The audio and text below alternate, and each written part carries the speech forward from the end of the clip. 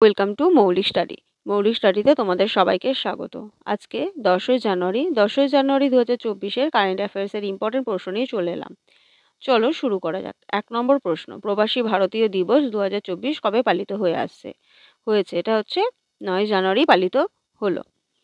ভারতের উন্নয়নে বিদেশি ভারতীয় সম্প্রদায়ের অবদানকে চিহ্নিত করার জন্য প্রতি বছর 9 জানুয়ারি এনআরআই দিবস বা প্রবাসী ভারতীয় দিবস এটা পালন করা হয়। অ্যাকচুয়ালি এই দিনটি 1915 সালে 9 জানুয়ারি মহাত্মা গান্ধী দক্ষিণ আফ্রিকা থেকে ভারতে ফিরে এসেছিলেন। সেই দিবসটা তাকে উৎসর্গ করা এই দিবসটা পালিত হয়ে আসছে। এবছরের থিম হচ্ছে কন্ট্রিবিউটিং টু আত্মনির্ভর ভারত। পরের প্রশ্ন 2 নম্বর, যুব বিষয়ক ও ক্রীড়া মন্ত্রণালয় দ্বারা রাষ্ট্রীয় খেল প্রচার পুরস্কার কবে অনুষ্ঠিত হবে? এটা হচ্ছে 9 জানুয়ারি অনুষ্ঠিত হবে। যুব বিষয়ক ক্রীড়া মন্ত্রক সম্প্রতি 2023 সালের জন্য মর্যাদাপূর্ণ রাষ্ট্রীয় খেলরত্ন প্রচার পুরস্কার প্রাপকদের উন্মোচন করেছে। এই পুরস্কারগুলি কর্পোরেট সংস্থা, ক্রীড়া নিয়ন্ত্রক বোর্ড, এনজিও এবং ক্রীড়া সংস্থাগুলির প্রশংসনীয় অবদানের প্রমাণ। ভারতীয় খেলাধুলার প্রচার ও উন্নয়নের দিকে রাজ্য এবং জাতীয় স্তরে এগুলো কাজ করে।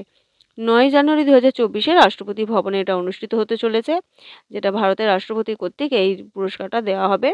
এবং জাতীয় ক্রীড়া পুরস্কারে গঠনকারী মূল 6টি সংস্থা আছে, তার মধ্যে একটি হচ্ছে রাষ্ট্রীয় খেল প্রচার পুরস্কার, যেটা 9 জানুয়ারি এই বছর অনুষ্ঠিত হবে। পরের প্রশ্ন 3 নম্বর, সম্প্রতি 81তম গোল্ডেন গ্লোব অ্যাওয়ার্ডে কোন ফিল্মটি সেরা চলচ্চিত্র ড্রামা পুরস্কার জিতেছে? এটা হচ্ছে ওপেনহাইমার। 81তম গোল্ডেন গ্লোব পুরস্কার মার্কিন যুক্তরাষ্ট্রের ক্যালিফোর্নিয়ার বেভারলি হিলটনে একটি জমকালো ইভেন্টে অনুষ্ঠিত হতে চলেছে।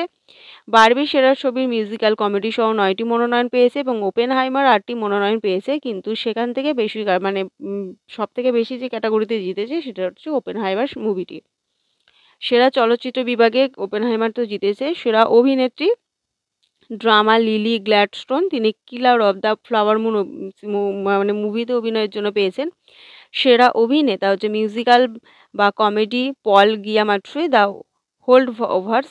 সেরা মৌলিক গান পেয়েছে what was I made for, বিলি ইলি তার দ্বারা তৈরি করা গানটা। সেরা অভিনেতা হচ্ছে ড্রামা সিলিয়ান মার্ফি, ওপেনহাইমার। সেরা অভিনেত্রী হচ্ছে মিউজিক্যাল বা কমেডি এমা স্টোন, পুয়ার থিংস। এবং সেরা পরিচালক হচ্ছে ক্রিস্টোফার নোলান, ওপেনহাইমার থেকে। পরের প্রশ্ন 4 নম্বর, সম্প্রতি কোন সংস্থা ডিপ মাইন্ড মোবাইল অ্যালোহা হিউম্যানয়েড প্রযুক্তি চালু করেছে? এটা হচ্ছে Google. Stanford university mobile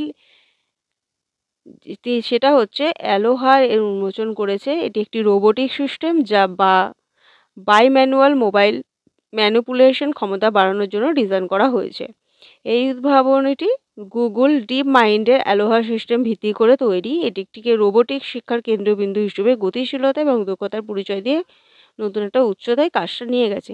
Berkeley university এবং মেটার সহযোগিতায় বিকশিত মোবাইল অ্যালোহা রোবোটিক্সের ল্যান্ডস্কেপে নতুন আকার দেওয়ার প্রতিশ্রুতি দিয়েছে। গুগল এটা হচ্ছে 1998 সালে 4 সেপ্টেম্বর প্রতিষ্ঠা হয়েছিল। প্রতিষ্ঠাতা হচ্ছে ল্যারি পেজ এবং সের্গেই বিন। সদর দপ্তর হচ্ছে ক্যালিফোর্নিয়া, ইউএস। পরের প্রশ্ন 5 নম্বর, সম্প্রতি কোন মহাকাশ সংস্থা PSLV C58 এর POEM-3 প্ল্যাটফর্মে ফুয়েল সেল সফলভাবে পরীক্ষা করেছে? এটা হচ্ছে ইসরো, অর্থাৎ ইন্ডিয়ান স্পেস রিসার্চ অর্গানাইজেশন, ভারতীয় মহাকাশ গবেষণা সংস্থা।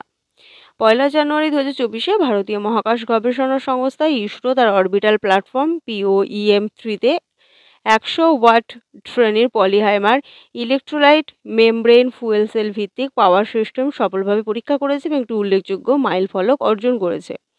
এই কৃতিত্বটি অসাধারণ কৃতিত্বটি PSLV C58 মিশনের ওপরে সংগঠিত হয়েছে, যা ভবিষ্যতের মহাকাশ মিশনের জ্বালানি কোষ প্রযুক্তির মূল্যায়নে একটি গুরুত্বপূর্ণ পদক্ষেপ। ISRO Indian Space Research Organisation সদর দপ্তর বেঙ্গালুরুতে অবস্থিত। প্রতিষ্ঠা হয়েছিল 1969। প্রতিষ্ঠাতা বিক্রম সারাভাই, বর্তমানে চেয়ারপারসন এস সোমানাথ। পরের প্রশ্ন 6 নম্বর, সম্প্রতি অমিত শাহ কোন রাজ্যে 58তম DGSP এবং IGSP সম্মেলন 2023-এর উদ্বোধন করলেন? এটা হচ্ছে রাজস্থান। কেন্দ্রীয় স্বরাষ্ট্রমন্ত্রী শ্রী অমিত শাহ জয়পুর, রাজস্থানে ইন্টারন্যাশনাল সেন্টার 58 DGSP এবং IGSP সম্মেলনের উদ্বোধন করলেন। হাইব্রিড মোডে অনুষ্ঠিত 3 দিনের সম্মেলন জয়পুর থেকে শারীরিকভাবে শীর্ষ আইন প্রয়োগকারী কর্মকর্তাদের এবং সারা দেশ থেকে ভিডিও কনফারেন্সিংয়ের মাধ্যমে অংশগ্রহণকারী বিভিন্ন পদের 500টির বেশি পুলিশ কর্মকর্তাকে একত্রিত করেছিল সেটা। রাজস্থান রাজধানী হচ্ছে জয়পুর। আর ইম্পর্টেন্ট কদিনকার জন্য, কারণ নতুন মুখ্যমন্ত্রী চেঞ্জ হয়েছে, তিনি হচ্ছেন ভজনলাল শর্মা। রাজ্যপাল কলরাজ মিশ্র। ন্যাশনাল পার্ক হচ্ছে ধর ন্যাশনাল পার্ক, রিজার্ট national park, Keoladeo national park, mount Abu wildlife sanctuary, Ranthambore national park আর সারিস্কা টাইগার রিজার্ভ। পরের প্রশ্ন 7 নাম্বার। সম্প্রতি কোন রাজ্যে ভিনফাস্ট অটো লিমিটেড $2 বিলিয়ন বিনিয়োগ করেছে? এটা হচ্ছে তামিলনাড়ু। তামিলনাড়ুতে তিনি করেছে। ভিয়েতনামের বৈদ্যুতিক যান জায়ান্ট ফিনফাস্ট অটো লিমিটেড একটি গুরুত্বপূর্ণ ঘোষণা করেছে। ভারতের তামিলনাড়ু রাজ্যে একটি সমন্বিত বৈদ্যুতিক গাড়ির সুবিধা স্থাপনের পরিকল্পনার কথা তারা প্রকাশ করেছে। বিশ্বের তৃতীয় বৃহত্তম অটোমোবাইল বাজারে প্রবেশের দিকে নজর রেখে অটোমেকার রাজ্যে বিস্ময়কর $2 বিলিয়ন বিনিয়োগ করার কথা নিশ্চিত করেছে। ভিনফাস্ট অটো প্রকল্প প্রথম পর্যায়ের জন্য $500 মিলিয়নের একটি প্রাথমিক নিয়োগ করার একটা বিষয় নির্ধারণ করেছে। শুরু হওয়ার 5 বছরের মেয়াদের মধ্যে তারা করবে। তামিলনাড়ুর রাজধানী হচ্ছে চেন্নাই। মুখ্যমন্ত্রী এম.কে. স্ট্যালিন। রাজ্যপাল আর.এন. রাভি। ন্যাশনাল পার্ক হচ্ছে Guindy national park, gulf of Mannar national park, ইন্ডোর sanctuary, Mudumalai national park, Mukurthi national park আর পালানি হিল ন্যাশনাল পার্ক। পরের প্রশ্ন 8 নাম্বার। সম্প্রতি প্রধানমন্ত্রী নরেন্দ্র মোদী কোন রাজ্যে 2টি অমৃত ভারত এবং 6টি বন্দে ভারত ট্রেনের উদ্বোধন করলেন? এটা হচ্ছে উত্তরপ্রদেশে। প্রধানমন্ত্রী নরেন্দ্র মোদী অযোধ্যা ধাম রেলওয়ে স্টেশন থেকে 2টি অমৃত ভারত এবং 6টি বন্দে ভারত এক্সপ্রেস ট্রেনের পতাকা প্রদর্শন করে একটি উল্লেখযোগ্য ঘটনা তিনি চিহ্নিত করেছেন। 22শে জানুয়ারি 2024-এ গ্র্যান্ড রাম মন্দিরের আসন্ন পবিত্রতার সাথে অযোধ্যায় উৎসব পরিবেশের মধ্যে এই গুরুত্বপূর্ণ ঘটনাটি হয়েছে। অমৃত ভারত এক্সপ্রেস এলএইচবি পুশ-পুল প্রযুক্তির স্বতন্ত্র বৈশিষ্ট্য সহ সুপারফাস্ট যাত্রীবাহী ট্রেনের একটি নতুন বিভাগ চালু করেছে। অযোধ্যা অমৃত ভারত এক্সপ্রেসওয়ে দ্বারভাঙা থেকে দিল্লির আনন্দবিহার টার্মিনাল যাবে এবং মালদা টাউন থেকে বেঙ্গালুরু হয়ে অমৃত ভারত এক্সপ্রেস চলবে। উত্তরপ্রদেশের রাজধানী হচ্ছে লখনৌ। মুখ্যমন্ত্রী যোগী আদিত্যনাথ। রাজ্যপাল হচ্ছে আনন্দীবেন প্যাটেল। ন্যাশনাল পার্ক হচ্ছে দুধওয়া ন্যাশনাল পার্ক। পরের প্রশ্ন 9 নাম্বার। সম্প্রতি রশ্মি শুক্লা কোন রাজ্যের প্রথম মহিলা ডিরেক্টর জেনারেল অফ পুলিশ হয়েছেন? এটা হচ্ছে মহারাষ্ট্রে। এটি যুগান্তকারী সিদ্ধান্তে মহারাষ্ট্র সরকার 1988 ব্যাচের ভারতীয় পুলিশ সার্ভিস আইপিএস অফিসার রশ্মি শুক্লাকে পুলিশ মহাপরিচালক বা ডিজিপি হিসেবে নিয়োগ করেছে। এই নিয়োগ যুগান্তকারী কারণ শ্রীমতী শুক্লা রাজ্যের এই মর্যাদাপূর্ণ পদে অধিষ্ঠিত প্রথম মহিলা হয়েছেন। তিনি 1988 সালে আইপিএস ক্যাডার থেকে তার ব্যাচমেট রজনীশ শেঠের কাছ থেকে এই দায়িত্বটা নিয়েছেন, যিনি সম্প্রতি অবসর নিয়েছেন। মহারাষ্ট্র রাজধানী মুম্বাই। মুখ্যমন্ত্রী একনাথ শিন্ডে। রাজ্যপাল রমেশ বাইশ। ন্যাশনাল পার্ক হচ্ছে Chandoli national park, Navegaon national park, Sanjay national park, Tadoba national park আর গুগামাল ন্যাশনাল পার্ক।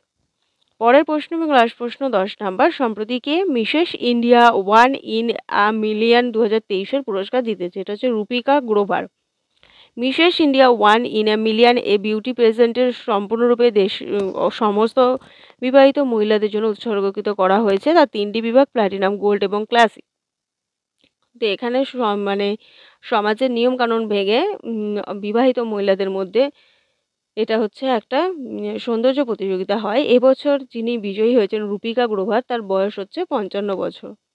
তিনি যে বয়সকে চ্যালেঞ্জ করে তারপরে যে প্রথম হতে পারেন সেটা দেখিয়ে সবার কাছে নজির সৃষ্টি করেছেন। এই ছিল আজকের সমস্ত ডিটেলস। ভিডিওটা ভালো লাগলে লাইক করো, বন্ধুদের সাথে শেয়ার করো এবং চ্যানেলে নতুন হলে অবশ্যই চ্যানেলটি সাবস্ক্রাইব করো। আজকে এতটুকুই।